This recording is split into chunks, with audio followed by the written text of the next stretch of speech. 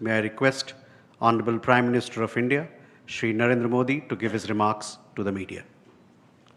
The Right Honorable Prime Minister mark Carney, दोनों देशों के डेलीगेट्स, मीडिया के साथी, नमस्कार। प्रधानमंत्री कार्नी का भारत में स्वागत करते हुए मुझे बहुत खुशी हो रही है। प्रधानमंत्री के रूप में यह उनकी पहली भारत यात्रा है। हम इसे एक महत्वपूर्ण माइलस्टोन के रूप में देखते हैं। पिछले वर्ष कनाडा में आयोजित G7 बैठक में उन्होंने मेरा और मेरे डेलीगेशन का गर्मजोशी से स्वागत किया था।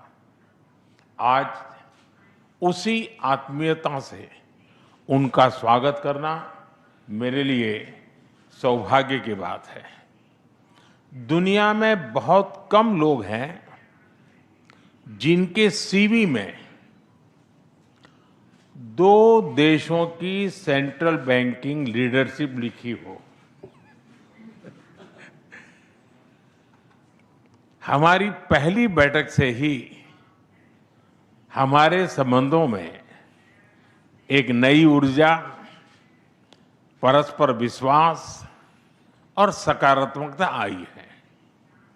सहयोग के हर क्षेत्र में बढ़ते मोमेंटम का श्रेय मैं अपने मित्र प्रधानमंत्री कार्नी को देता हूं। फ्रेंड्स, भारत और कनाडा लोकतांत्रिक मूल्यों में अटूट विश्वास रखते हैं। हम डाइवर्सिटी को सेलिब्रेट करते हैं।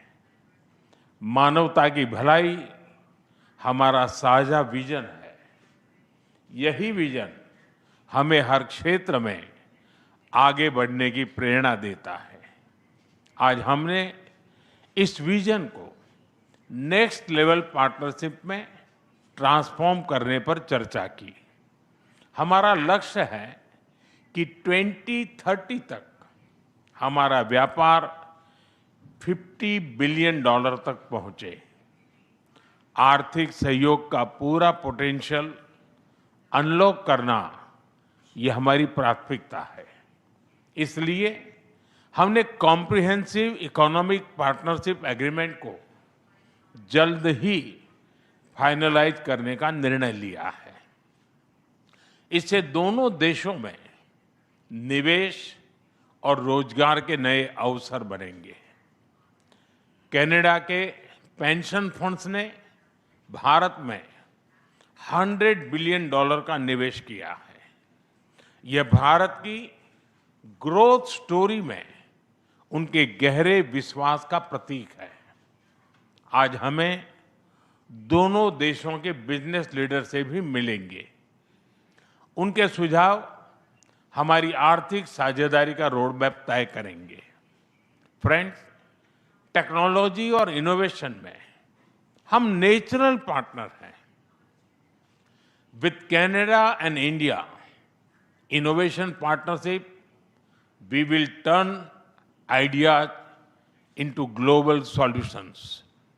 पिछले महीने भारत में हुई AI इम्पैक्ट समिट की सफलता में कनाडा के बहुमूल्य योगदान के लिए मैं प्रधानमंत्री कार्नी का आभार व्यक्त करता हूं। हम AI के साथ साथ क्वांटम, सुपर कंप्यूटिंग और सेमीकंडक्टर्स में सहयोग बढ़ाएंगे। क्रिटिकल मिनरल्स पर आज हुआ MOU रिजिलियंट सप्लाई चेन्स को मजबूती देगा। स्पेस सेक्टर में हम दोनों देशों के स्टार्टअप्स और इंडस्ट्रीज को जोड़ेंगे। फ्रेंड्स, प्रधानमंत्री कार्नी के लिए एनवायरनमेंट कोई अलग एजेंडा नहीं, बल्कि इकोनॉमिक स्टेबिलिटी का हिस्सा रहा है।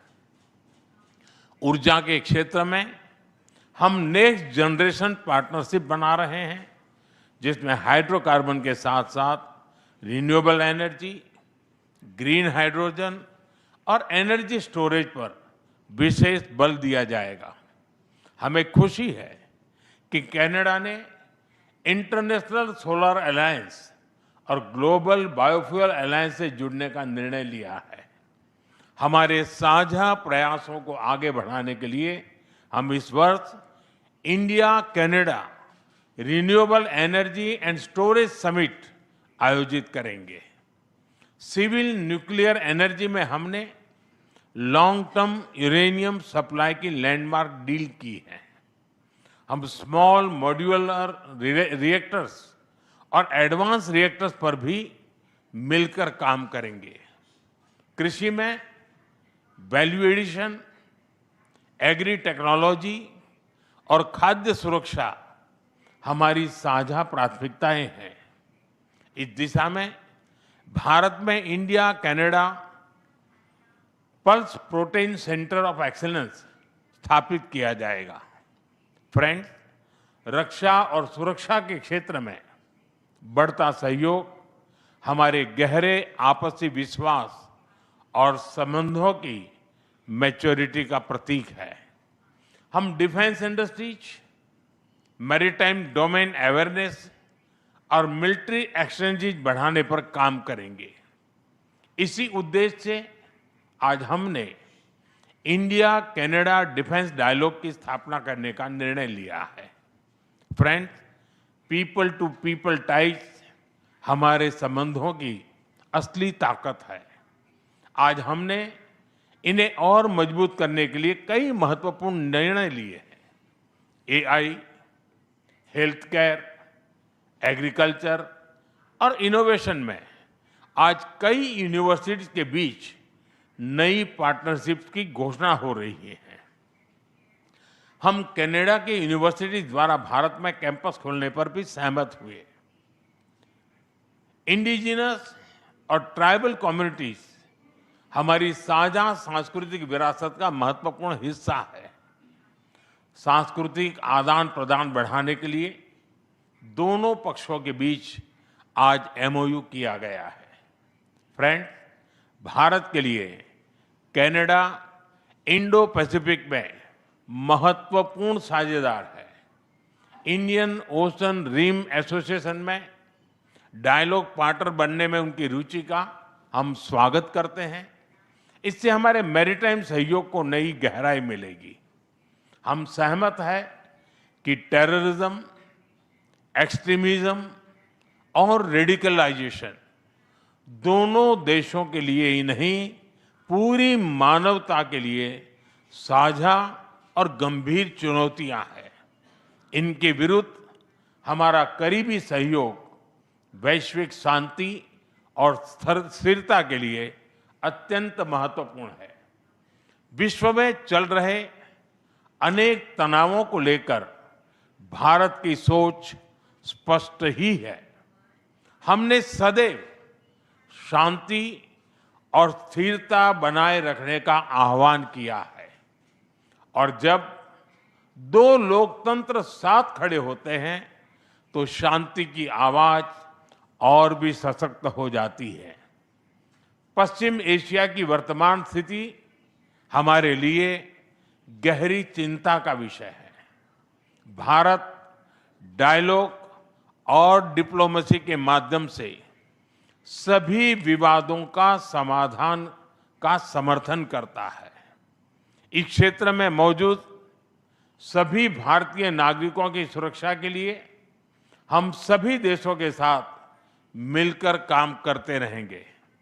एक्सेलेंसी, आपकी यात्रा से हमारे सहयोग के हर क्षेत्र को एक नई ताकत मिली है। भारत के प्रति आपकी गहरी प्रतिबद्धता और दूरदर्शिता के लिए मैं एक बार फिर आपका हार्दिक अभिनंदन करता हूं। बहुत बहुत धन्यवाद।